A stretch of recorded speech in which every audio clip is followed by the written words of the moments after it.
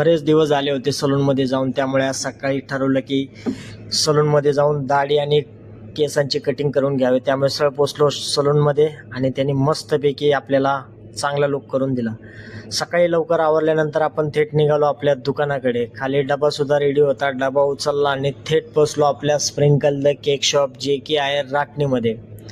अमर शेठचं आज किचनमध्ये काम चालू होतं. अमर शेठच्या हातामध्ये डबा दिला आणि थेट आपण लागलो आपल्या कामाला, जे की आहे साफसफाई.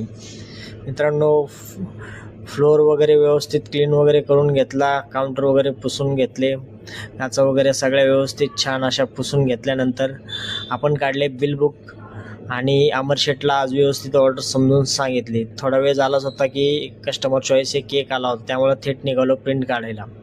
दुकानात आलो तर बघतोय तर काय आपला पुतण्या आला होता केक घ्यायला.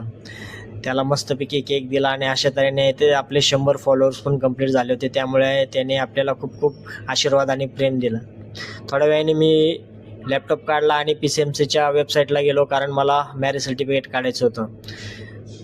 व्यवस्थित सगळी माहिती वगैरे भरल्यानंतर मी सगळं मॅरेज सर्टिफिकेटचं अपडेट करून घेतलं. थोड्या वेळाने लगेच अमर आला आणि म्हणला भाऊ आपल्याला केक द्यायला जायचे. त्यामुळे केक द्यायला आम्ही गेलो, केक दिले आणि तिथं भेटला आपल्याला श्री, जो की चालवतो शिवप्रसाद स्नॅक सेंटर. तिथनं सरळ आपल्या दुकानाकडे आपण वळलो. आज अमर शेठने खूप छान छान केक बनवले होते. तुम्हाला सुद्धा केक लागला की आम्हाला नक्कीच कळवा. आपलं केक शॉप आहे स्प्रिंकल द केक शॉप राटणीमध्ये. खाली नंबर दिलेला आहे मित्रांनो. कधीही केक लागला की नक्कीच आम्हाला संपर्क साधा. आपण customer choice cake, wedding cake, photo cake सर्व प्रकारचे केक बनवतो. आणि अशा तऱ्हेने आजचा हा आपला 14वा ब्लॉग होता. आवडला असेल तर लाईक करा, शेअर करा, कमेंट करा, सबस्क्राईब.